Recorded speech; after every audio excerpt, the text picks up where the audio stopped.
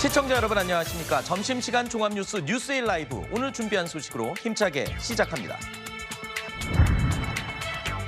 한국 양궁 남자 대표팀이 파리올림픽 단체전 결승에서 프랑스를 꺾고 금메달을 목에 걸면서 올림픽 3연패를 이뤄냈습니다. 공기소총 10m 여자 결선에서는 대표팀 역대 최연소인 16살 반효진 선수가 중국을 꺾고 올림픽 100번째 금메달의 주인공이 됐습니다. 국민의힘 한동훈 대표가 지난달 당대표 출마 선언 때 밝혔던 제3자 추천 방식의 최상병 특검법과 관련해 입장이 바뀐 게 없다고 재확인했습니다. 한 대표는 제3자 특검법의 필요성을 당에 잘 설명하겠다면서 특검법을 발의해야 한다는 입장을 밝혔습니다. 북한 김정은의 딸 주애가 유력한 후계자로서 후계자 수업을 진행하고 있다고 국정원이 밝혔습니다. 또 김정은 몸무게가 140kg에 달해 고혈압 당뇨 증세를 보이고 있으며 기존에 먹던 약이 아닌 다른 약제를 찾고 있는 동향도 포착됐다고 밝혔습니다. 서울시청역 역주행 사고로 9명의 사망자를 낸 운전자 차모 씨가 돌아가신 분과 유족께 대단히 죄송하다며 사고 이후 처음으로 입장을 밝혔습니다. 차 씨는 영장실질 심사를 위해 법원에 출석하면서 급발진 주장 근거를 묻는 기자들의 질문에는 죄송하다는 말을 반복했습니다. 저는 잠시 후에 다시 찾아오겠습니다.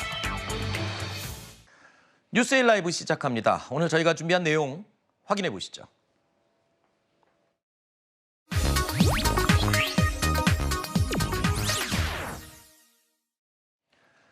오늘 뉴스에일 라이브에 도움 말씀 주실 네 분 소개하겠습니다. 이유미 스포츠 전문 작가, 강성필 민주당 국민소통위 부위원장, 구자홍 동아일보 신동아팀 차장, 그리고 박성민 전 민주당 최고위원 이렇게 네 분입니다. 안녕하십니까? 어서 오십시오. 네.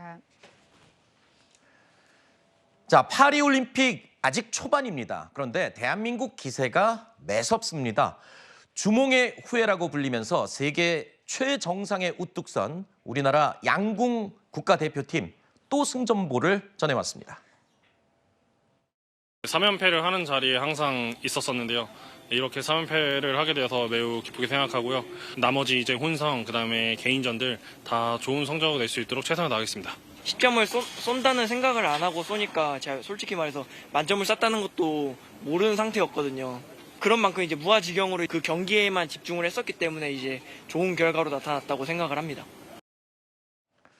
자, 여러분도 어제 경기 보셨죠? 우리 대표팀이요.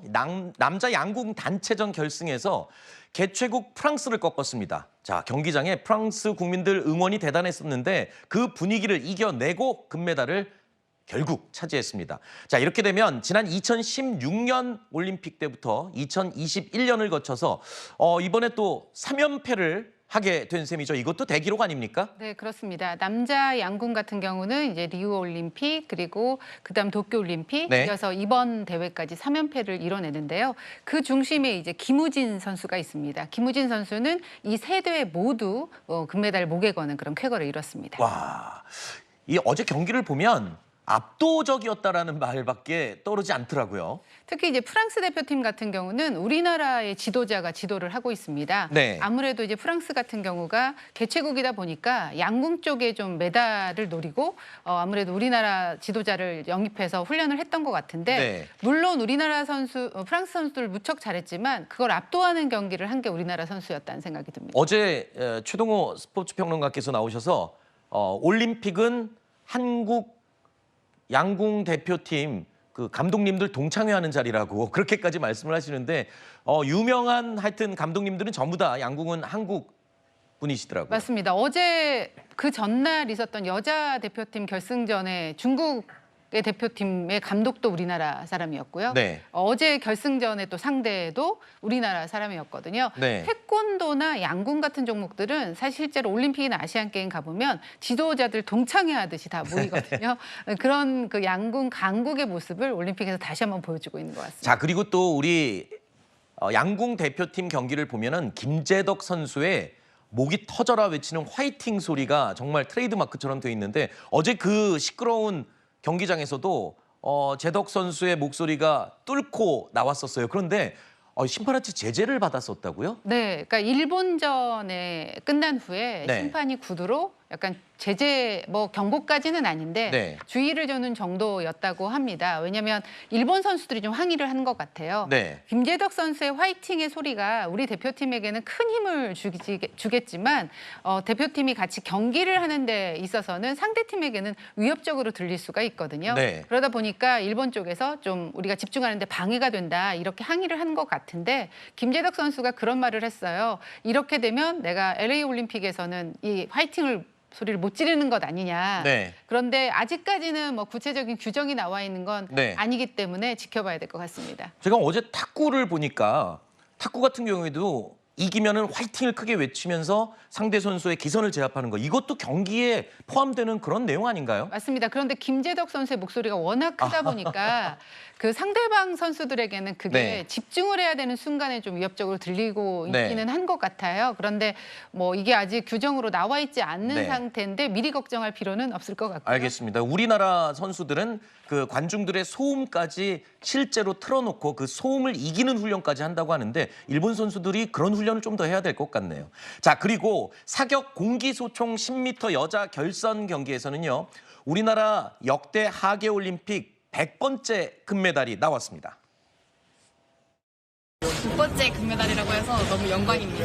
지금 나이가 어리기에 더 부담 없이 할 수 있었던 경기라고 생각하고 너무 감사하다고 생각하고 있습니다. 슈도프 가는 건 알았어요.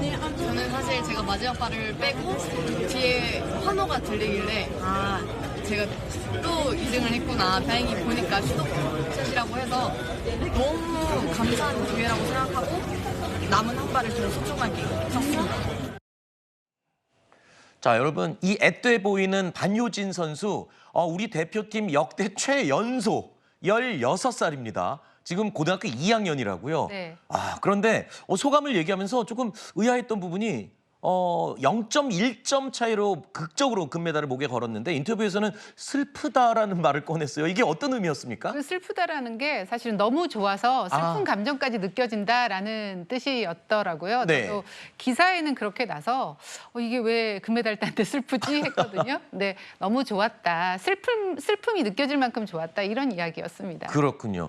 그리고요, 지금 인터넷상에서는요, 이 반효진 선수가 마친 이 표적지 크기가 화제가 되고 있습니다. 그래서 저희가 그 표적지를 준비해봤습니다. 바로 이 작은 표적지가 반효진 선수가 맞췄던 정중앙에 맞췄던 10점짜리 그 표적지입니다. 그런데요, 여기 그냥 가까이서 봐도 굉장히 크기가 작죠.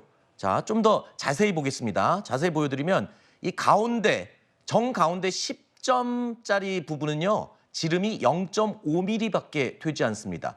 그런데 문제는 지금 이렇게 가까이 봐도 이렇게 작은 정가운데 10점 이 구간을 자, 이쪽으로 볼까요? 10m 밖에다가 내놓고 본다고 하면 여러분 그게 보일까요? 글쎄요. 이걸 눈으로 보고 맞추는 건지 저는 그게 궁금할 정도. 실제로 눈으로 네요. 보고 맞출 수는 없다고 저도 생각이 들거든요. 선수들이 여러 번의 훈련을 통해서 가지고 있는 본인의 감을 가지고 이게 쏘는 건데 네. 이렇게 정확한 그러니까 10에서 이 가운데 0.5mm 안에를 맞추면 10에서 10.9까지 받을 수가 있습니다. 네. 그러니까 만점이 10.9점이 되는데 그걸 맞추기 위해서 이 선수들이 얼마나 노력을 했는지를 저희는 알아야 될 것 같아요. 아마 네. 매일 수천 발, 수백 발을 쏘면서 자신의 감을 찾고 그 중심에 맞추는 연습을 했다. 이렇게 보시면 될 것 같습니다. 네. 제가 다시 한번 보여드리겠습니다. 바로 이렇게 작은 표적지에 그 가운데 보이는 이 10점 구간은 지름이 0.5mm. 이걸 10m 밖에 놓고 정 가운데를 맞춰서 금메달을 따낸 겁니다. 네. 그러니까 이게 비유가 하나 있더라고요. 네. 그 10점 표적지가 샤프심 굵기라고 합니다. 아하. 그러니까 10m 밖에서 샤프심을 세워놓고 그 샤프심을 맞췄다. 이렇게 생각하시면 좋을 것 같습니다. 그러니까 더 와닿는군요. 자, 그리고 또 낭보가 있습니다. 유도 여자 57kg급 결승전에서도 뜻깊은 결과가 나왔습니다. 금메달 타고 싶었었는데 좀 아쉽지만 그래도 메달 탈 수 있어서 좀 행복합니다. 당연히 할아버지 생각이 나고 그리고 오늘까지 많이 받아주고 했던 파트너들이 생각이 많이 나는 것 같아요. 할머니가 살아계시다면 뭐라고 말씀하시고 되셨을 것 같아요? 메달 탔어, 잘했어, 열심히 했다 이렇게 말하는 것 같아. 자, 이 허미미 선수는요, 제1교포 3세입니다. 그런데 들으신 것처럼 돌아가신 할머니의 유언에 따라서 한국 국적을 선택했다고 하는데 할머니를 언급했어요. 네. 굉장히 의미가 있다고요. 할머니 어떤 분이었습니까? 그러니까 그 독립운동가 허석 선생의 후손들이거든요. 아하. 그러니까 할머니 같은 경우는 이제 그 일본에서 네. 사셨는데 어머니 아버님 다 일본에서 살았고 이 허미미 선수 같은 경우가 그 유도를 일본에서 시작을 해서 네. 거기에서 전 일본 중학선수권대 우승까지 했던 선수예요. 그렇군요. 네, 그런데 이제 할머니가 돌아가시면서 나는 미미가 한국의 유니폼을 입고 태극마크를 달고 유도 선수를 했으면 좋겠다라는 유언을 남기셔서 그 유언에 따라서 대한민국으로 왔고요. 그리고 대표 선발전 통과해서 그리고 국적도 이제 포기하고 한국 국적을 취득하면서 네. 이렇게 올림픽에 나가게 된 겁니다. 아, 우리 허미미 선수 뜨거운 피가 흐르는 독립유공자의 후손이었군요. 알겠습니다. 아, 굉장히 의미 있는 또 은메달이었습니다. 그리고 이번 올림픽 개인전에서 한국에 금메달을 안겨준 두 선수죠. 펜싱의 오상욱 선수 그리고 사격의 오해진 선수. 어제 우리가 다루기도 했었는데요. 아, 좀 뭐 재밌는 얘기여서 저희가 준비를 했습니다만 스위스의 이 고급 브랜드인 오메가 시계가 선물로 각자 하나씩 주어진다고요. 아니 왜 주는 겁니까? 좀 꽤 비싼 시계로 알고 있는데요. 제가 알기로는 이 시계의 브랜드가 후원사라고 알고 있거든요. 올림픽. 올림픽에. 네. 네. 그렇기 때문에 선수들에게 이렇게 그 어떤 나라의 개인전 첫 남녀 금메달리스트에는 이 올림픽 에디션으로 네. 한정판을 수여하는 것으로 알고 있습니다. 네, 우리 또 제작진이 오메가 시계를 받은 오상욱, 오해진 555라고 또 저렇게 표기를 해놨군요. 가격도 화제가 되고 있기는 네. 하더라고요. 네, 물론 뭐 가격이나 뭐 이런 제품 때문에가 네. 아니라 첫 금메달, 우리나라에서 첫 금메달을 딴 선수에게 주어지는 선물이어서 저희가 재미삼아 소개를 해드렸습니다. 네. 자, 각국 대표팀 선수들이 혼신을 다해서 명승부를 펼치고 있죠. 하지만 이 파리올림픽의 잡음은 계속 끊이질 않고 있습니다. 자, 파리 센느강의 수질이 또 논란인데, 자, 어떤 내용이죠? 이 센느강이 원래는 이제 좀 수질이 안 좋다고 해서 여기서 과연 무슨 대회를 열 수 있겠느냐 이런 의견들, 비난들이 많았었는데 네. 이 철인 3종 경기의 수영 경기가 여기서 열리고 오픈워터라고 해서 수영 마라톤 경기가 여기서 열리기로 돼 있습니다. 그런데 지금 파리에 비가 와서 수질이 다시 좀 나빠졌다라는 소식이 전해지고 있습니다. 아하. 그래서 철인 3종 경기를 해야 하는데 그 연습을 아예 못 하고 있다라는 소식이 파리에서 전해지고 있는데요. 이 파리올림픽 조직위원회가 가장 신경 썼던 것 중에 하나가 이 생강의 수질이었거든요. 그랬죠. 네, 그래서 이제 파리 시장이 직접 이 생강에 들어가서 수영을 하면서 우리는 생강에서 올림픽을 치를 준비가 돼 있다. 전혀 문제가 없다. 네. 이렇게 얘기를 했었는데 갑자기 이제 비가 오면서 수질이 나빠지는 바람에 네. 선수들이 지금 훈련도 못 하고 있고 이게 혹시나 파리 그 철인 3종 경기 중에 수영 경기가 취소가 되고 네. 두 경기만 열릴 수도 있다라는 얘기까지. 그럴 수도 있나요? 철인 3종 경기인데? 그러면 안 되는데 네. 규정상 뭐 만약에 선수들이 투입이 됐을 때 건강상의 문제가 그렇죠. 생기면 안 되기 때문에 네. 그런 이야기까지 지금 나오고 있는 그런 분위기입니다. 그렇군요. 역사상 철인 3종 경기가 2종 경기로 치러진 사례가 없었던 것 같은데 좀 두고 봐야 되겠죠. 자, 그리고 한 가지 더 살펴보겠습니다. 사격 황제에서 국회에 입성한 진종호 선수, 지금은 의원이죠. 국회의원이 됐는데요. 파리올림픽에서 사격 종목 특별 해설위원으로 나섰습니다. 방송에 출연한 겁니다. 자, 앞서 진종호 의원은 대표팀 선수들에게 응원의 목소리를 보내기도 했었죠.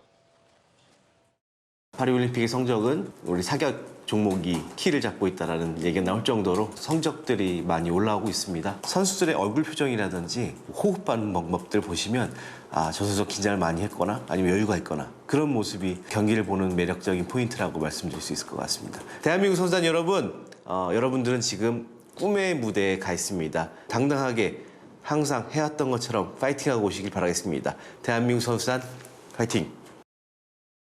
자, 이 진종호 의원이 사실 사격하면 진종호 아니었습니까? 대한민국을 대표하는 사격 선수 금메달리스트인데 진종호 의원이 사격 종목 특별 해설위원으로 나서자 방송에 나오자 일부 누리꾼들이 비판적인 의견을 쏟아냈어요. 그러니까 국회가 지금 상황이 안 좋은데 나와서 TV 해설하고 있냐 뭐 이런 식의 비난을 했다고 하는데 네. 그게 뭐 문제가 되는 건가요? 어떻습니까? 일단 국회의원이라고 하면 이제 국민 대표 아닙니까? 네. 그러니까 국가를 대표하고 국민을 대표하기 때문에 특정 방송사의 해설위원으로 나오는 것은 부적절하다. 아, 이런 그래요? 평가가 있었던 겁니다. 네. 말 그대로 특정 방송사가 아니라 대한민국 전 국민이 보는 어떤 특별 생방송에 이 사격 해설위원으로 나왔다라면 충분히 할 수 있다. 네. 이런 평가를 받겠지만 하필 이 특정 언론사의 이 해설위원으로 나오다 보니까 아니 지금 국회가 필리버스터 때문에 늘 열려 있는데 네. 국회의원이라는 본업을 팽개치고 자신의 과거 이 선수 시절을 회상하는 그런 해설위원을 할 수가 있느냐 이런 논란에 휩싸였는데요. 그만큼 국회의원에 대한 국민의 눈높이와 기대치가 높아졌다. 뭐 이 점을 확인하는 이 사례가 아닌가 하나 싶습니다. 네, 일부 네티즌들은 이 시간에 혹시 외국에 나가서 해설하는 거 아니냐라고 오해를 하기도 했었는데 이 사실관계가 아니었습니다. 사실은 한국에 있는 상태였고 또 진종호 의원도 이 비난에 대해서 본인의 입장을 명확하게 밝혔습니다. 무보수로 했을 뿐만 아니라 지나치게 비난하기 위한 그런 비난이다. 이런 식의 입장을 밝히기도 했습니다. 자, 이런 논란까지 올림픽 이모저모 저희가 살펴봤습니다. 자, 저희가 준비한 다음 소식으로 가기 전에 정혁진 변호사가 또 준비가 돼 있고요. 우리 이 작가님은 다음에 또 저희가 뵙겠습니다. 오늘 말씀 고맙습니다. 맞습니다. 자, 저희가 준비한 다음 내용 확인해 보시죠.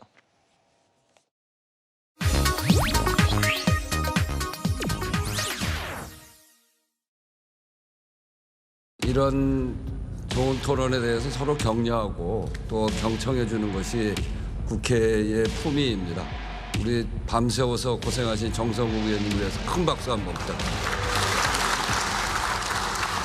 이제는 그 재료가 이제 다 떨어진 것 같아서 진짜로 내려가겠습니다.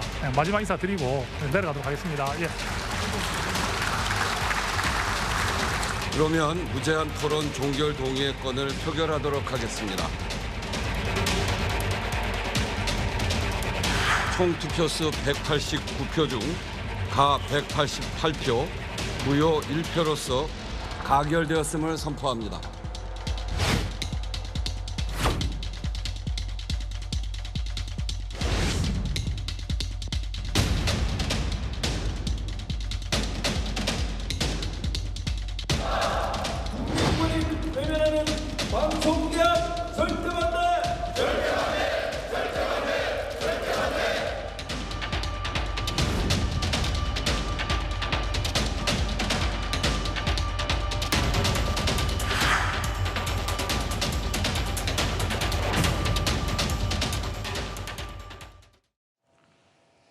자, 이번 이야기부터 정혁진 변호사가 또 함께 도움 말씀 주시겠습니다. 안녕하십니까? 네. 어서 오십시오. 영상으로 보신 것처럼 오늘 오전 한국교육방송공사법, 이른바 EBS법의 무제한 토론이 종결됐습니다. 그러면서 방송사법이 모두 야당 단독으로 국회 본회의를 통과했습니다. 지난 25일부터 시작된 필리버스터는 5박 6일 만에 이제 끝이 났습니다. 마지막 EBS법 개정안에 대한 무제한 토론에서도 역대 최장 기록이 경신되기도 했는데 여러 가지 많은 일화와 말들을 남긴 그런 이 필리버스터였던 것 같습니다. 그러니까 필리버스터 기존 최고 기록이요. 네. 윤희숙 의원이 세웠는데 12시간 47분이었거든요. 요번에 이 기록을 깼는데 그 김용태 의원이 8시 32분부터 무려 13시간 12분 동안 했다는 거예요. 네. 13시간 동안 서 있기도 힘들 것 같은데 그런데 이게 무슨 의미가 있나 하는 생각이 드는 게 지금 똑같은 루틴 아니겠습니까? 야당에서는 상정을 밀어붙이고 그러면 여당에서는 필리버스터 하느라고 시간을 어느 정도 끌고 그리고 난 다음에 투표하고 가결되면 어떻게 되겠습니까? 이번에 또 대통령이 거부권 행사하실 거고 그러면 재의결 됩니까? 재의결된 거 하나도 없고 이런 식으로 쳇바퀴 돌듯이 딱 그렇게 되어가는 걸 갖다 보면 국민들이 다른 걸 다 떠나서 이 국회에 대해서 어떻게 생각할 것인가 네. 여기에 대해서 민주당에서는 진지하게 반성을 해야 되는 것이 아닌가 싶습니다. 지금 저희가 도표로 보여드리고 있는데 이 순서가 지금 무한 쳇바퀴 돌듯이 계속 반복이 되고 있는 겁니다. 5박 6일 동안 반복이 됐고 이게 끝이냐 아닙니다. 앞으로도 계속 이런 과정이 반복될 것으로 예상이 되고 있습니다. 일단 길었던 필리버스터는 끝나자마자 민주당은 곧바로 개정안 단독 처리, 방송사법은 모두 국회 문턱을 넘었고, 이에 이 추경호 원내대표는요, 윤 대통령에게 제2요구권을 건의하겠다고 밝혔습니다. 결국에는 그림에서 보이는 저 과정이 또 반복이 되겠죠. 오늘 제가 어떤 기사 제목을 보니까 정말 마음이 안 좋았습니다. 제목이 뭐였냐면 국회 2달 동안 법안 통과 0건, 정치 진공 상태. 네. 그러니까 지금 화면에서도 나오고 있지만 답답한 게 민주당이 국회에서 과반 이상을 점하고 있기 때문에 법안 통과는 다 시킬 수가 있습니다. 하지만 대통령께서 제2요구권을 쓰시면은 결국 다시 국회로 돌아오고 또 재표결하게 되고 또 통과되지 않고 또 법안 발의하면 필리버스터하고 필리버스터하는 동안 또 국회의장과 부의장이 고생하고 또 의원들도 무의미한 시간을 보내야 되는 이런 것들을 지켜보는 국민들은 또 얼마나 답답하겠습니까? 그래서 제가 여쭤보고 싶은 거는 국민의힘 그리고 대통령도 반드시 통과시키고 싶은 법안이 있으실 거예요. 왜냐하면 정부가 성공하기 위해서는 정책이 구현돼야 되고 정책이 구현되기 위해서는 법률과 예산으로 뒷받침이 돼야 되는데 지금 이런 상황에서는 여당도 야당도 법안 통과를 하나도 시킬 수가 없는 그런 진공 상태인 거잖아요. 네. 그래서 저는 뭐 탄핵이라든지 아니면 특검이라든지 이런 정치적인 정쟁적인 법안이라도 약간 제쳐두고 사실 민생 법안이라든지 아니면 각 당에서 정말 이건 통과시키고 싶다 이런 것들은 하나씩이라도 좀 꺼내가지고 네. 서로 주고받으면서 통과시킬 수 있는 그런 정치력을 좀 원내대표들이 발휘해야 될 때가 아닌가 저는 그런 생각해 봅니다. 박최곤님, 지금 말씀을 들어보면 좀 민생과 관련된 그런 법안들을 좀 처리했으면 좋겠다 이런 말씀도 해주셨는데, 근데 지금 민주당이 준비하고 있는 내용들 보면은 전국민 25만 원 지원법, 또 노란봉투법 상정 뭐 이런 내용들, 이게 다 정부나 여당하고 지금 입장 차이가 큰 법안들이 또 줄줄이 예고가 돼 있어요. 이 무한바퀴 쳇바퀴가 또 반복될 수밖에 없는 거 아닙니까? 그렇죠. 그래서 좀 답답한 마음이 들기는 하는데요. 근데 어쨌든 이 지금 법안들이 계속해서 상정되는 그 법안들을 자세히 살펴보면 결국 21대 국회에서 민주당이 이제 발의를 했는데 대통령께서 거부권을 행사하셨던 그 법안이라는 점이 특징입니다. 그러니까 대통령께서 21대 국회에 이어서 22대 국회에서도 계속해서 거부권을 행사하고 있기 때문에 국회에서는 어떤 반복적인 이 상황 자체가 벌어질 수밖에 없는 것이고요. 한편으로는 이 대통령께서 과연 거부권을 이제 어떤 기준으로 행사하고 있느냐 이런 의문도 있어요. 왜냐하면 어떤 대안 제시라던가 여당과의 여야가 어떤 대화를 통해서 타협점을 찾아가기보다는 지금 보면 여당도 대통령의 거부권을 건의하겠다 이런 방식으로 뭐 심지어 이번에 방송사법만 보더라도 국회의장께서 중재안을 제시하면서 대화와 타협을 할 수 있는 장을 열었음에도 대통령께 거부권을 건의하겠다라고 하면서 이런 지하에 거절하는 모습을 보였기 때문에 결국 여당도 대통령의 거부권에 기대고 대통령께서는 그냥 마이웨이로 가고 있다 보니까 국회에서 어떤 일을 해도 결국엔 무용지물이 돼버리는 이런 현상들을 보면서 좀 서로가 반성해야 할 것 같습니다. 같은 과정이 계속 반복되다 보니까요. 5박 6일 동안 저희가 어제 했던 내용과 오늘 얘기를 나눈 내용이 뭐 크게 달라지는 게 없을 정도로 그 내용이 또 반복되는 그런 느낌이 들 정도거든요. 그렇습니다. 지금 정치 실종 시대가 맞는 것 같습니다. 이 역대 국회가 아무리 공전을 많이 했다 하더라도 일단 여야 간에 특히 원내대표가 있는 그 원내 교섭단체가 있는 이 거대 정당들 간의 원내대표 간의 의사 일정을 먼저 합의를 합니다. 그리고 각 상임위원회에서는 여야 간사 그리고 위원장이 합의를 해서 안건을 조정을 하고 우선순위를 결정을 합니다.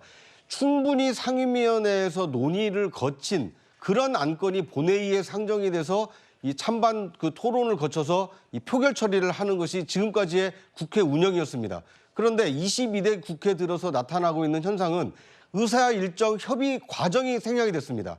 그리고 안건에 대한 여야 간사 간의 협의도 대부분 생략이 됐습니다. 대부분 직접 본회의에 상정시키고 그리고 통과시킨 다음에 그 대통령이 지금 거부권을 행사하는, 그러니까 대화와 타협이라는 정치의 본질은 사라지고 안건 상정, 표결, 거부권 행사라는 이 형식만 남아있는, 과연 이것이 정치인가 아마 하고 계시는 국회의원들도 굉장히 답답할 것입니다. 저는 여야 지도부가 새로 이 구성이 된 만큼 대화와 타협을 어떻게 보완할 것인지 진지한 논의가 좀 필요한 시점이 아닌가 하는 생각이 듭니다. 자, 이 정치권 무한 굴레의 고리가 언제쯤 끊어질지 좀 지켜봐야 될 것 같습니다. 국민의힘 소식으로 계속 이어가겠습니다. 당직 인선 중인 한동훈 대표가요. 친정체제 구축에 시동을 걸었습니다. 신임 사무총장의 친한계로 꼽히는 서범수 의원을 임명했죠. 그리고 관심이 집중된 정책위 의장도 지금 교체를 검토하고 있습니다. 기준은 하나입니다. 제가 전에 얘기했던 선민후사입니다. 지난 총선과 이 당대표 선거에서 보여주신 민심과 당심은 분명히 저에게 변화를 요구하셨는데요. 저희가 그 변화의 민심을 잘 받드는 진용을 잘 구축하도록 제가 많은 말씀 들으면서 신중하고 차분하게 진행할 것이라는 말씀드립니다. 정치위 의장이라는 게 임명권은 뭐 대표께서 갖고 계시니까 그 부분에 대해서는 뭐 임기가 1년이다 2년이다 하는 건 별 의미는 없을 것 같아. 정책위의장 인선을 두고 당내에서 친윤과 친한 이렇게 뭐 그렇게 프레임을 엮을 건 아니고요. 국민의힘이 변화한다는 것을 보여주기 위한 정책을 발굴하는 게 가장 큰 목적 아니겠습니까? 자, 최근까지 이 한동훈 신임 대표 체제 당직 인선에서 최대 관심사는 바로 정점식 정책위 의장을 교체하느냐 마느냐 여부였었죠. 사무총장의 영남 출신을 기용하면서 영남을 지역구로 두고 있는 정점식 정책위 의장 대신에 수도권 출신 의장을 구상하는 것 아니냐 뭐 이런 분석도 있었는데 어떻게 평가하십니까? 일단은 정책위 의장 임기가 1년이라고 당원에 못 박혀 있어요. 네. 하지만 제가 봤을 때 다른 사람도 아니고 정점식 의장은 약간 정당성은 좀 부족하지 않나. 왜냐하면 정점식 의장을 임명한 사람 누굽니까? 비대위원장인데 그것도 어떤 비대위원장입니까? 황우엽 비대위원장이었잖아요. 황우엽 비대위원장의 임무는 뭐였냐면은 전당대회 잘하는 것만 임무였는데 왜 그 중간에 정책위 의장을 임명했나? 그게 조금 석연치 않다 그런 생각이 들고 더 중요한 건 뭐냐면은 요번에 그 서병수 의원이 임명이 되지 않았습니까? 네. 사무총장. 서병수 의원하고 정점식 의원은요. 지역이 일단 겹치고요. 네. 그다음 또 뭐가 문제가 되냐면 서병수 의원은 서범수 네네. 의원은 경찰 출신이잖아요. 네. 경찰 출신의 사무총장이 있는데 검찰 출신의 정책위 의장이 있는다. 이거는 누가 봐도 모양이 이렇게 좋아 보이지 않고 네. 더군다나 정점식 정책위 의장은 한동훈 대표의 서울대법대 선배이기도 하고 검찰도 선배란 말이죠. 네. 그러니까 여러 가지 모습으로 봤을 때 제 개인적인 생각은 정점식 의원이 아마 이제 정책위 의장을 물러나지 않을까 저는 개인적으로 그렇게 생각이 듭니다. 지금 주요 당직의 임기를 말씀을 해주셨습니다. 임기 때문에 또 해석이 좀 입장이 다른 경우가 많죠. 한동훈 대표는 이 당 윤리위원장도 교체를 할 것을 검토하고 있는 것으로 알려져 있는데 당심과 민심의 변화 요구를 명분으로 뭐 친정 체제를 구축한 게 아니냐 뭐 이런 평가도 나오고 있습니다. 어쨌든 임기가 남은 당사자들은요 자진 사퇴의 뜻을 보이지 않고 있습니다. 자, 그런데 이런 상황에서 친윤계에서는 또 반발 조짐까지 보이고 있거든요. 한동훈 대표는요. 친윤계와의 전면전을 피하면서도 또 친한계 지도부를 구축해야 하는 이런 어찌 보면 시험대에 올라 있는 셈입니다. 그러니까 이제 한동훈 당대표로서는 반드시 정책위 의장은 교체를 해야 될 수밖에 없는 상황에 이르러 버렸어요. 네. 그러니까 저렇게 버티고 있으니까 또 저걸 교체하지 않으면 리더십의 타격을 받을 수가 있고요. 그다음에 공직에는 사실 임기가 사실 보장되는 것이 맞다고 저는 생각을 합니다. 네. 그런데 뭐 당직이면 무슨 그렇게 임기가 그렇게 중요합니까? 그리고 세술은 세부대에 부어야지. 아니 압도적인 지지로 당대표가 된 이 당대표에게 부담을 덜어주기 위해서 모든 정무직 당직자들이 사퇴하는 것은 양당 모두가 공이 관례였어요. 그런데 갑자기 저렇게 버티고 있는 걸 보면 다른 분들이 봤을 때 그리고 당원들이 봤을 때 어떻게 생각하실까? 아, 친윤이 한동훈을 외롭게 두지 않고 괴롭히는 건 아닌가? 이런 오해를 할 수 있기 때문에 네. 저는 빨리 일괄 사퇴를 하시고 한동훈 당대표가 한동안만이라도 좀 리더십을 발휘해서 당을 혁신할 수 있게 힘을 실어줘야 되는 것이 아닌가? 저는 그런 생각해 봅니다. 알겠습니다. 자, 그리고 지난 전당대회 과정에서요. 국민의힘 소속 지자체장들 몇 명은요. 한동훈 대표를 겨냥해서 강하게 비판하는 목소리를 냈었죠. 총선에 진짜 비상대권을 줬는데 쫄딱 망했잖아. 그래 해놓고 또 하겠다. 당원들이나 국민들을 어떻게 우습게 보면 그런 짓을 하겠다. 이상한 애가 당선이 돼버리면 같이 몰라가는 거예요. 총선 참패 실패를 했다고 하면은 저는 자수고하는 시간을 저는 가져야 된다. 그런 분이 저는 나와서 안 된다. 그걸 까발린다. 그 얘기도 아니고 참 기가 막힌 일 아닙니까? 이런 사람들이 나와서 나보는데 이게 말이 되는 소리냐? 이렇게 나와야 되는데, 임영웅 보듯이 하고 임영웅. 자, 지난 전당대회를 거치면서 한동훈 당시 후보를 향해 아주 비판적인 목소리를 높였던 대표적인 지자체장들을 보셨습니다. 그런데 지난 25일이었습니다. 국민의힘 소속 12명의 지방자치단체장들이 참석하는 시도지사 협의회가 발족했습니다. 이를 두고 지금 당 안팎에서는 여러 가지 해석을 하고 있는데요. 그 면면들을 보면 한동훈 후보에게 아주 강하게 비판을 했었던 인물들이 포함이 돼 있기 때문에 이 잠재적인 경쟁 관계에 놓여 있는 시도지사들이 어떤 의도를 갖고 이렇게 모인 게 아니냐 이런 해석을 하고 있습니다. 어떻게 보세요? 네. 저는 시점의 미묘함 때문에 그런 오해를 받는 것이 당연하다는 생각이 듭니다. 네. 왜냐하면 저분들이 시도지사가 된 지가 벌써 2년이 지났습니다. 임기 반환점을 돌았거든요.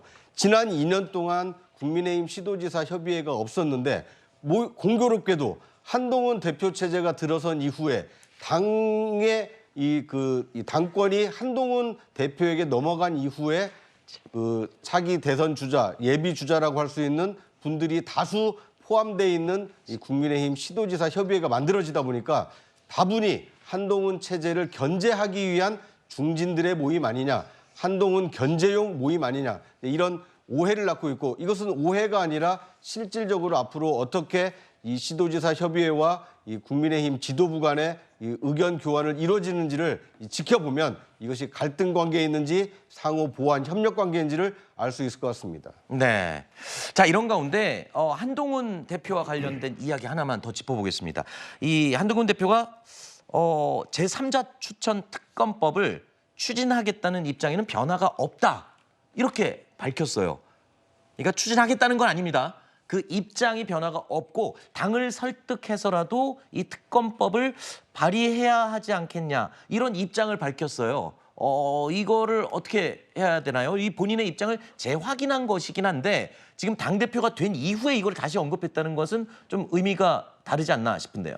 그러니까 이게 보면 되게 묘한 것이 뭐 장동혁 수석 최고위원이나 이런 분들의 말씀을 보면 약간 논의를 안 할 것 같은 이야기를 했단 말이죠. 그러다 보니까 민주당 입장에서는 사실 한동훈 대표가 거짓말하려고 한 거 아니냐.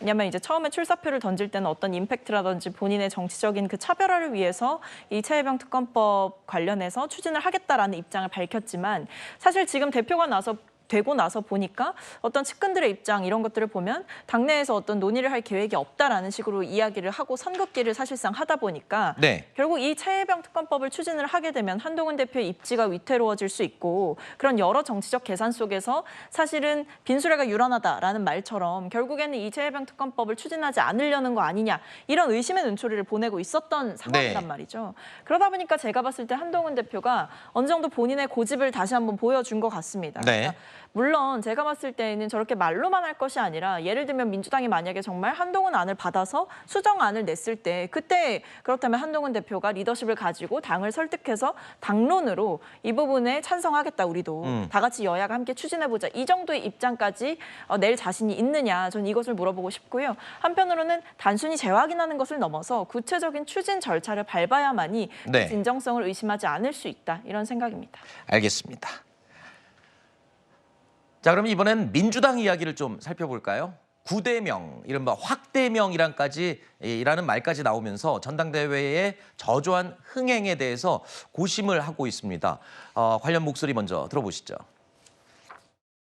상당히 우려를 많이 합니다. 아주 저조한 참여율에 대해서도 우려를 하고 국민의힘이 과거의 민주당 같고 민주당은 국힘스럽다 이렇게 이야기를 한다는 거예요. 저로서는 좀 가슴 아픈 이야기더라고요. 우리 당의 다양성과 역동성이 좀 사라진 게 사실이고 그래서 아마 투표율이 매우 낮은 게 아닌가 그렇게 추측이 됩니다. 오히려 지금 상황은 개딸들의 어떤 강경함이 별로 안 드러나고 있어요. 소위 말하는 그런 개혁의 딸들이 눈살찌 풀어질 정도로 심하게 하고 있다. 이런 수준이라면 굉장히 지금 투표율도 엄청나게 높고 이래야 되거든요. 오히려 안심하고 이게 있다. 너무 이렇게 그냥 일방적으로 진행이 되니까 활성화가 잘 안 되고 있는 상황이에요. 오히려.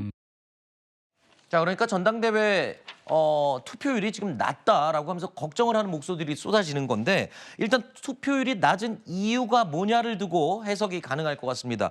이런 지적이 있어요. 소수 팬덤에 의해서 당심이 지금 왜곡되고 있는 거 아니냐. 이런 지적이 있는데요. 네, 뭐 그런 지적은 충분히 있을 수도 있는데요. 네. 저는 두 가지 이유가 있다고 봅니다. 우리가 국민의힘 전당대회에서 봤듯이 국민의힘에서 대선 주자급들의 네 분이 나오셔가지고 네. 치열하게 서로 공격을 하고 수비하는 과정 속에서 또 폭로전까지 이어지니까 재미가 있잖아요. 그러니까 보기 안 좋다고 하면서도 관심이 가요. 그런데 민주당의 지금 당대표 후보군을 보면 사실상 이재명 후보를 제외한 나머지 두 분이 상당히 위압을 주지는 못하고 있는 상황입니다. 그렇기 때문에 당연히 당대표 후보군의 경쟁이 관심에서 조금 멀어지고 있다. 그리고 두 번째로 지금까지의 어쨌든 당원 투표들을 했던 그 지역들이 상대 아직 남아있는 지역과 비교했을 때 당원들이 좀 적습니다. 아하. 그러니까 앞으로 지금 호남이 남아있는데 호남이 40만입니다. 네. 그리고 수도권이 남아있는데 수도권이 47만입니다. 네. 그리고 호남의 전통적인 지지자들이 아무래도 전당대회에 관심이 더 있고 또 최고위원 후보분들의 어떤 1, 2, 3위 격차가 지금 그래도 활발하게 일어나고 있기 때문에 네. 아무래도 호남과 수도권을 거치면서 투표율은 조금 올라가긴 할 건데 네. 아시다시피 제가 방금도 말씀드렸지만 국민의힘의 전당대회가 그렇게 치열했음에도 불구하고 45%였거든요. 네. 그렇기 때문에 그런 것과 비교했을 때는 다소 아쉽긴 하지만 어쩔 수 없는 현상이다 이렇게 보여집니다. 알겠습니다. 또 이렇게 앓는 소리라고 해야 되나요? 저조하다 막 얘기하면 사람들이 또 그 얘기를 듣고 또 투표를 하는 경우도 종종 있다고 하니까요. 더 지켜보도록 하겠습니다. 저희가 준비한 세 번째 내용 이어가겠습니다. 확인해 보시죠.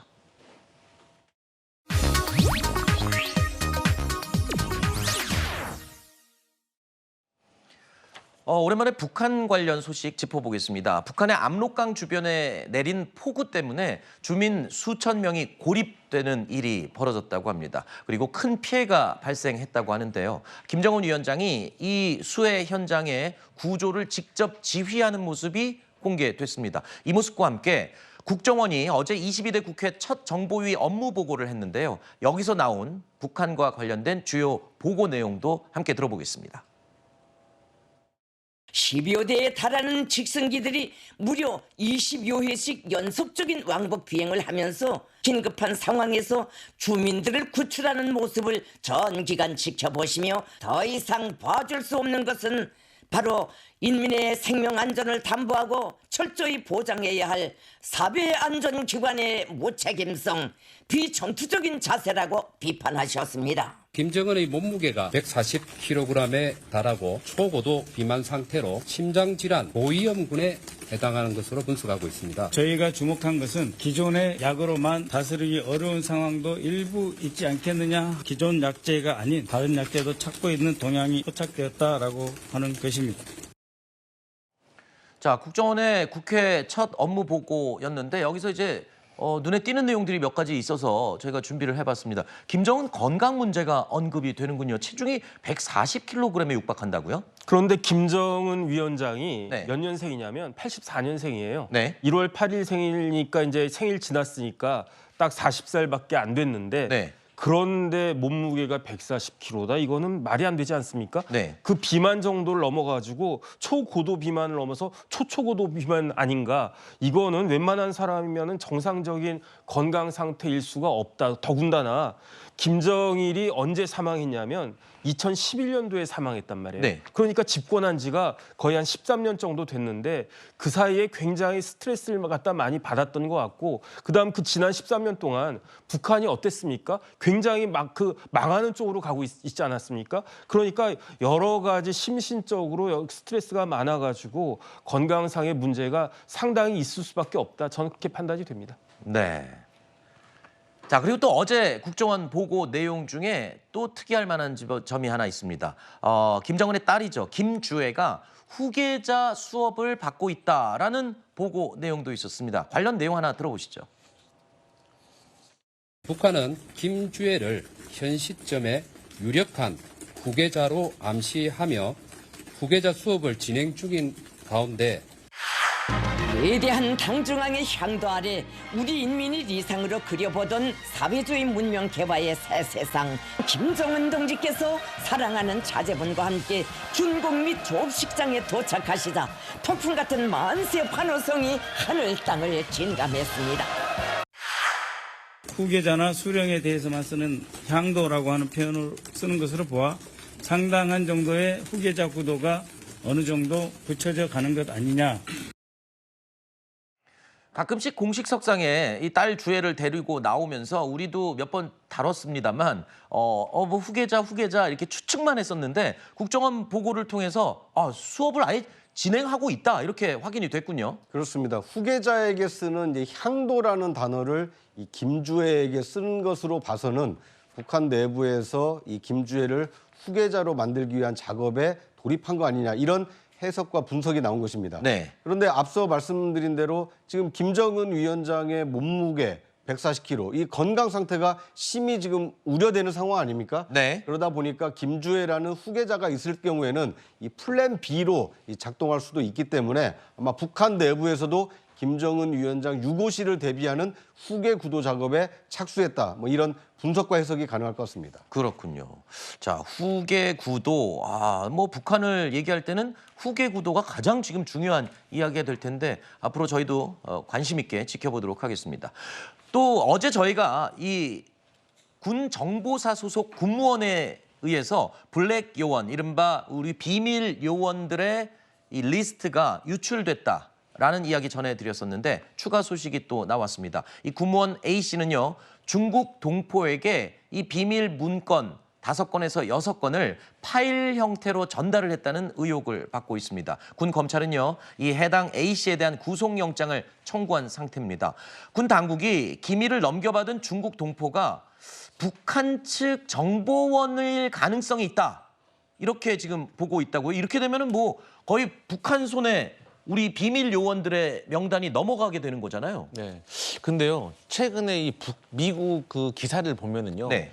한 60여 명의 북한에서 어떤 전문가로 양성된 인원들이 300개의 미국의 IT 기업에 위장 취업을 해가지고 네. 미국의 어떤 기밀이라든지 어떤 비밀 같은 정보들을 빼내가고 있다라는 기사가 났습니다. 네. 그러니까 북한이 사실 핵을 개발을 하는 과정에서도 그리고 군사적으로도 사이버라든지 IT에 대해서도 상당히 투자를 많이 하고 여기에 대해서 정보를 많이 모아놓고 특히 네. 해킹 분야에 있어서 많은 정보를 모으고 있어서 그 측면의 일환으로서 우리의 정보도 중국을 통해서 이렇게 수집하고 있는 것이 아닌가. 그래서 이번에 군 정보사에서 군사 기밀이 유출된 것은 정말 심각한 상황이다. 그래서 특단의 대책을 빨리 마련해야 된다. 이런 말씀 드리고 싶습니다. 우리 블랙 요원들의 이 신원이 이렇게 유출된 것으로 확인이 되면서 지금 활동하던 이 블랙 요원들이 다 지금 급거 귀국하고 있는 것으로 지금 알려지고 있거든요.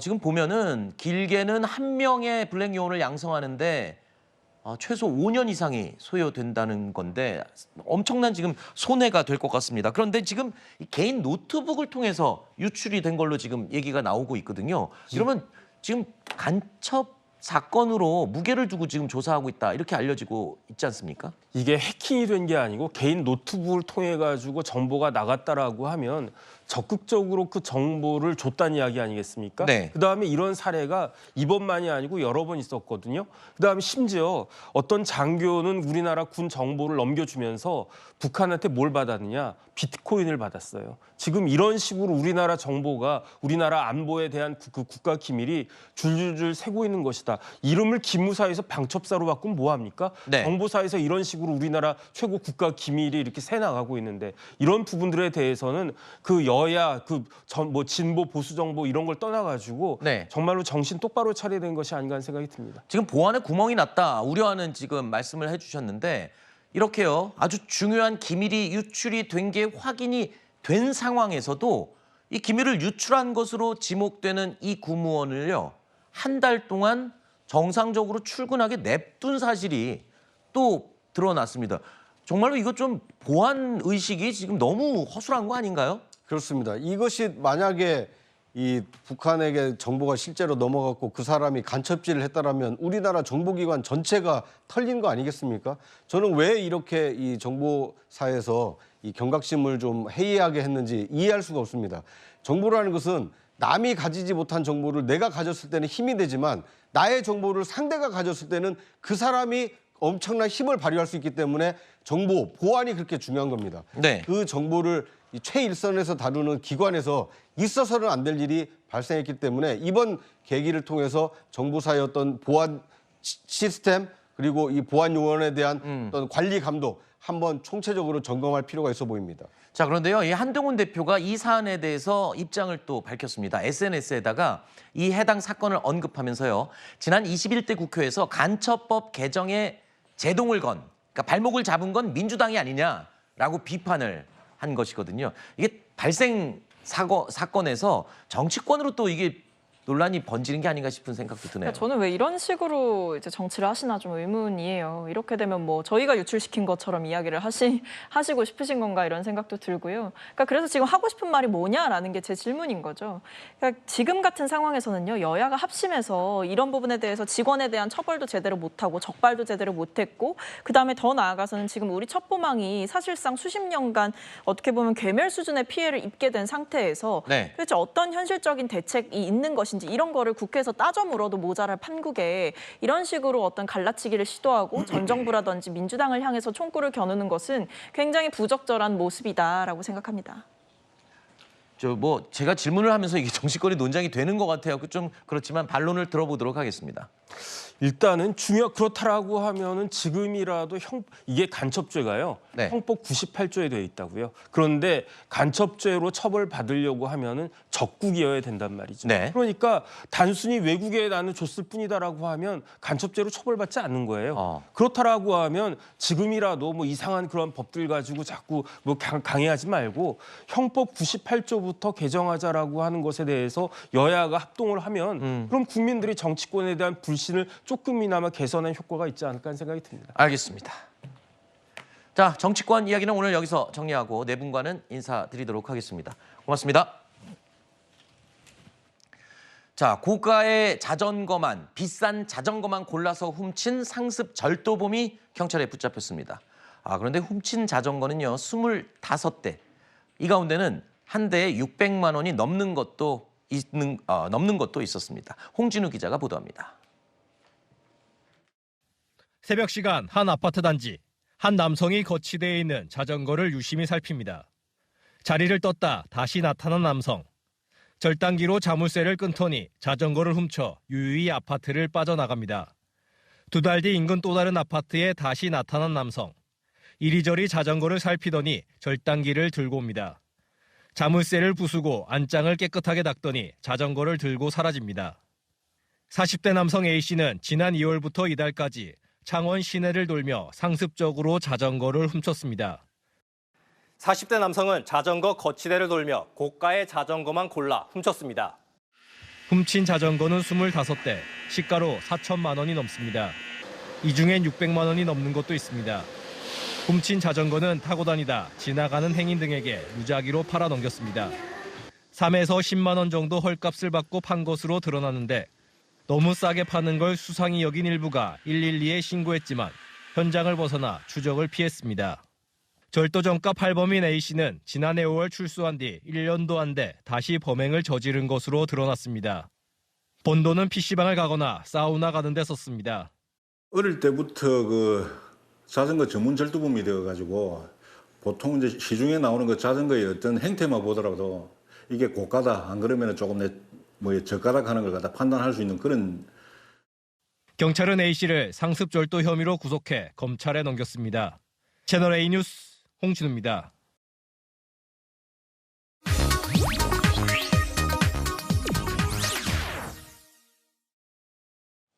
이번 이야기부터는 임주혜 변호사가 도움 말씀 주시겠습니다. 안녕하십니까? 어서 오십시오. 네, 안녕하세요. 네. 자, 서울 도심 무서운 속도로 역주행을 하다가 인도를 덮쳐 9명의 목숨을 앗아간 서울시청역 사고 기억하시죠? 자, 이 운전자에 대한 구속영장 실질 심사가 오늘 오전에 열렸습니다.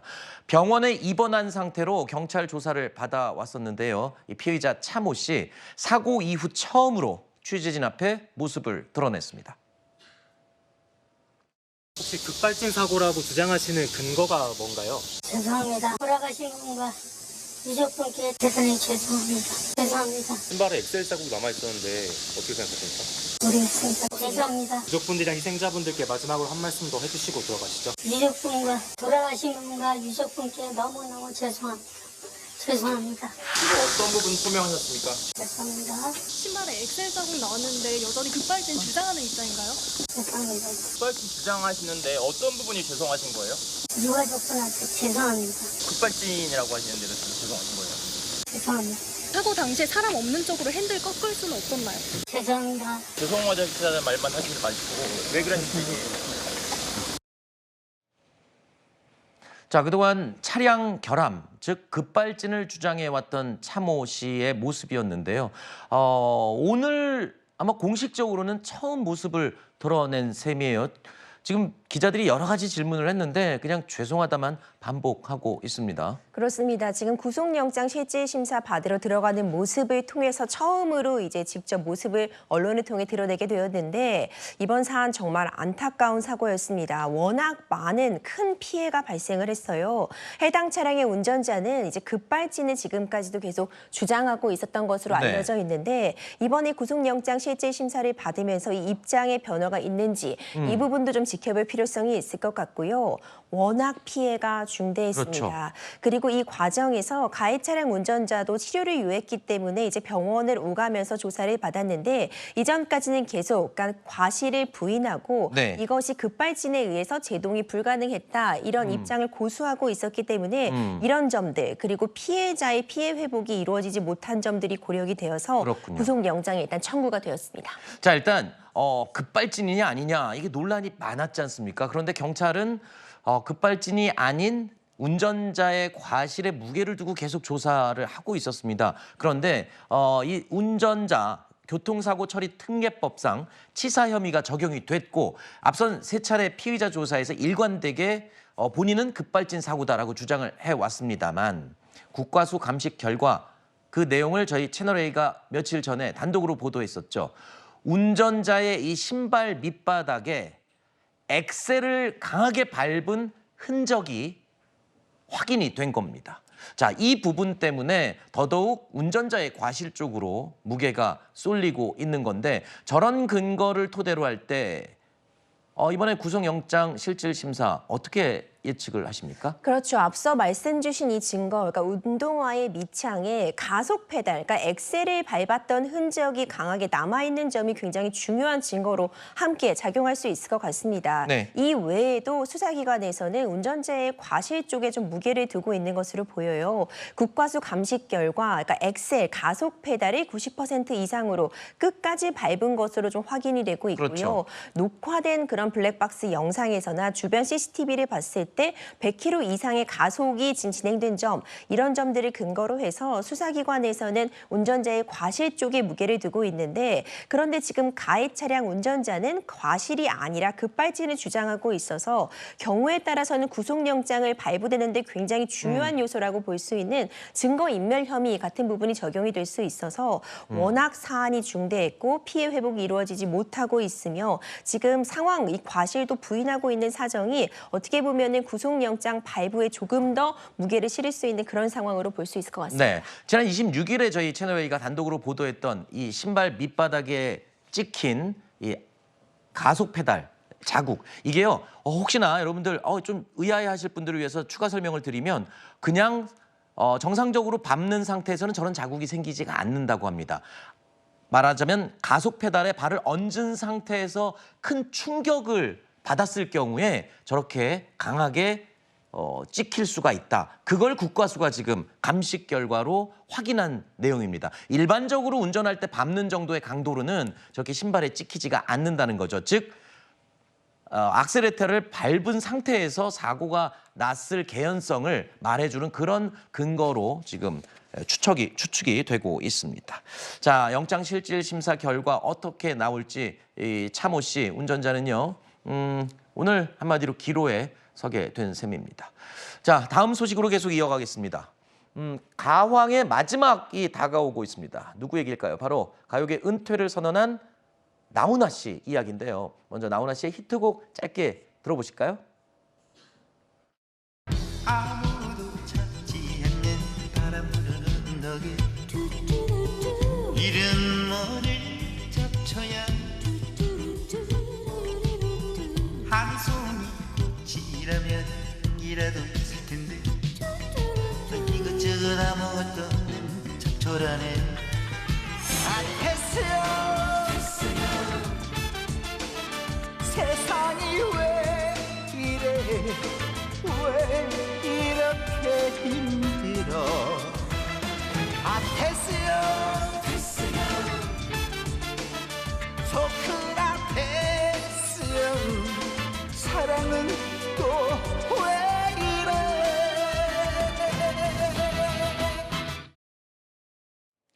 자, 나훈아 씨가 하반기 콘서트 일정을 공개했습니다. 아마 일생 일대의 마지막 콘서트가 될 것으로 예상이 되는데 마지막 콘서트에 대한 소감을 또 밝혔다고요? 네, 평생 걸어온 길의 끝이 보이는 이 마지막 공연에 남아있는 모든 혼을 태우려 합니다. 이런 또 인사를 손편지로 전했어요. 이 전국 투어 공연의 이름이 2024 고마웠습니다. 라스트 콘서트예요. 이 라스트 콘서트라는 말이 좀 뭉클하게 다가오는데 지금 지난 2월에 나훈아 씨가 이를 콘서트를 끝으로 은퇴를 하겠다고 공식적으로 밝혔거든요. 많은 팬분들이 나훈아 씨의 공연 워낙 유명하기도 하고 한 번쯤 꼭 가보고 싶은 공연으로 꼽고 있는데 이것을 마지막 콘서트라고 하니까 정말 벌써부터 피켓팅이라고 하죠. 티켓팅 전쟁이 펼쳐질 것이 예측이 가능합니다. 네. 순차적으로 전국을 돌면서 지금 이 마지막 무대 많은 분들이 지금 기대하고 있습니다.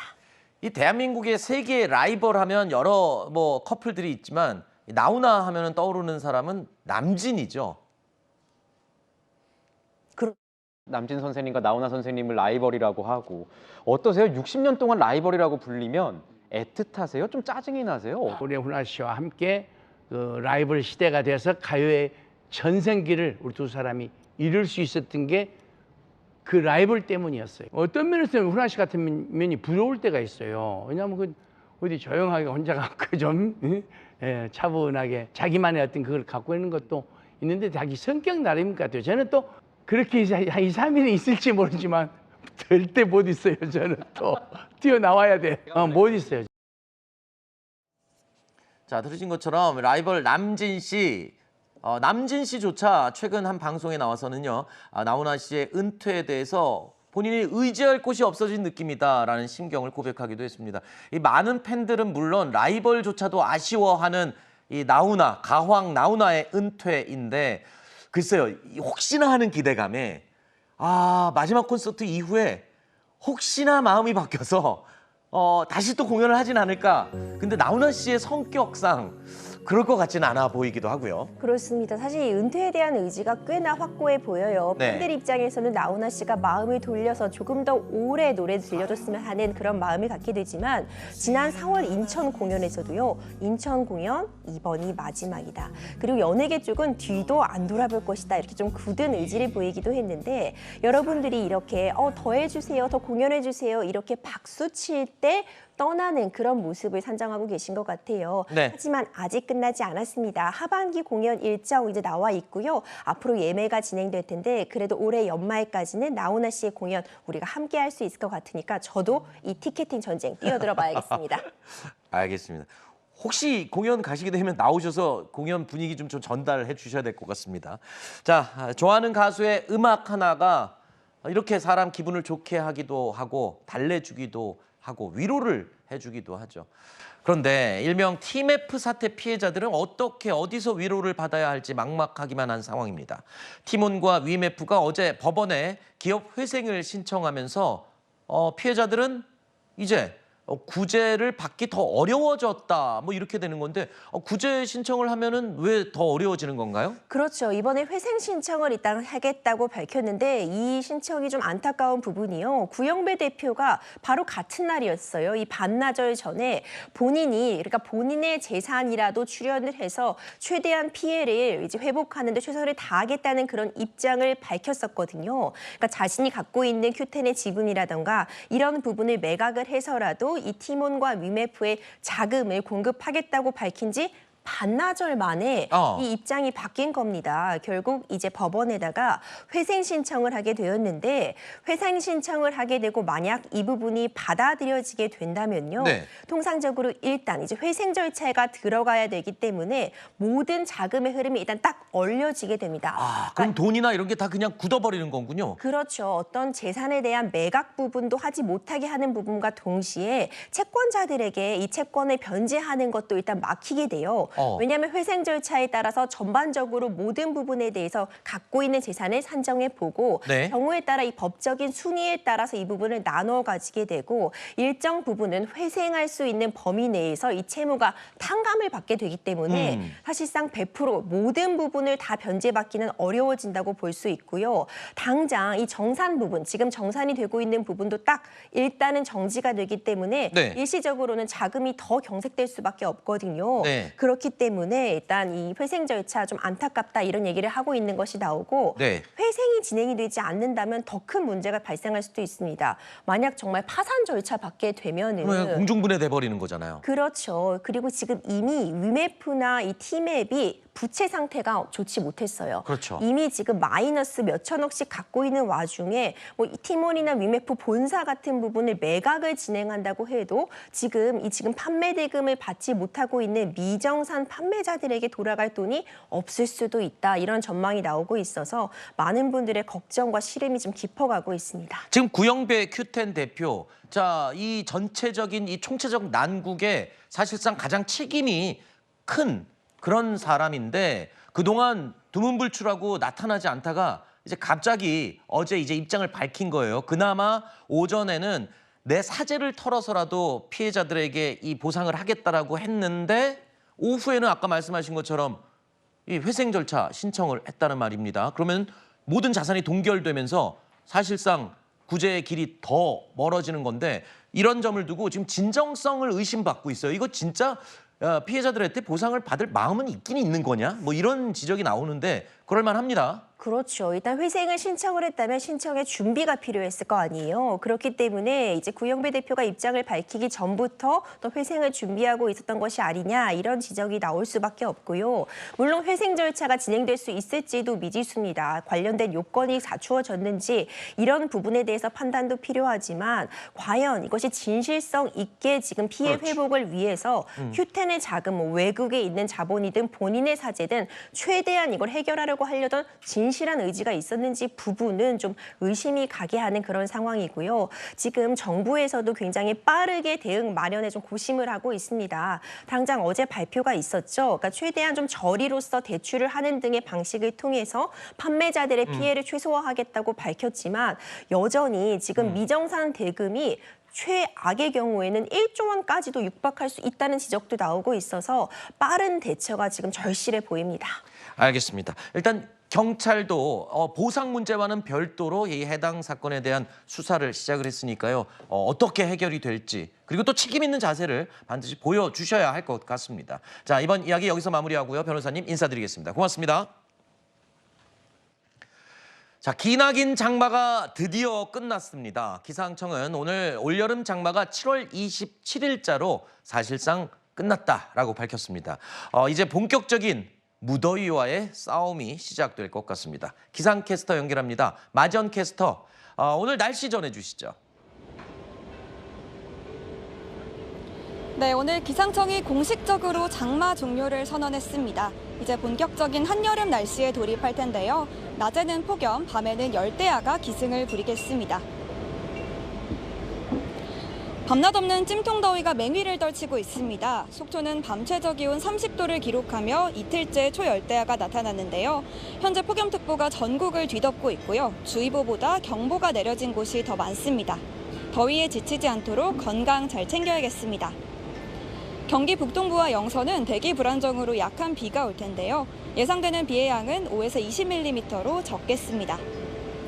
오늘 서울은 31도로 어제보다 더 덥겠고요. 강릉은 35도, 대구는 36도로 사람 체온만큼 기온이 오르겠습니다. 당분간 푹푹 찌는 더위가 계속될 걸로 보입니다. 고기압의 가장자리에서 하늘에는 구름만 지나겠고요. 금요일에는 기압골의 영향으로 수도권과 영서에 비가 내릴 전망입니다.